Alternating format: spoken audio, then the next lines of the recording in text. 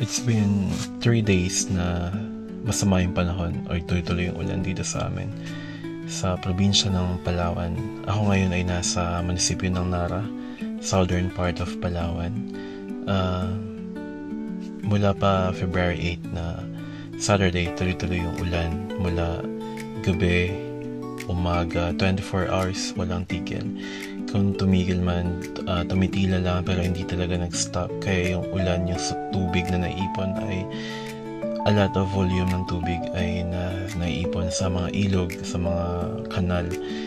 So for the past, I think, more than 30 years na I'm living here in Palawan with my family. First time namin ma-experience yung napasok ng tubig yung mismong bahay namin, yung tinutuluyan namin. So I think it's our weather is getting nagbabago yung panahon, or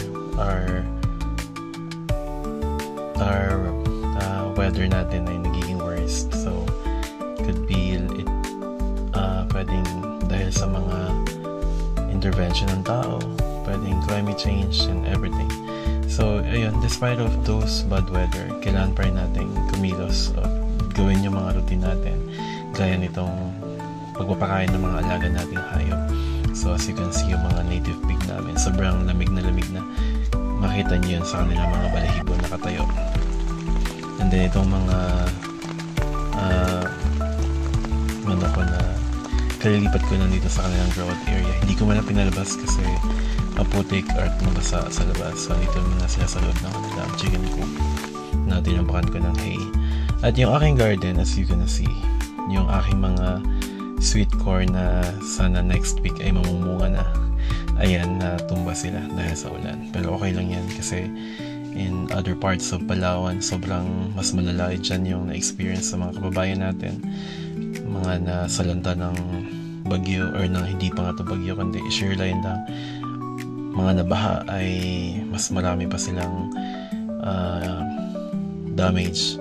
At yung worst pa, may mga kababayan tayo na nawala ng buhay or namatay dahil dito sa pagtaas bigla ng tubig.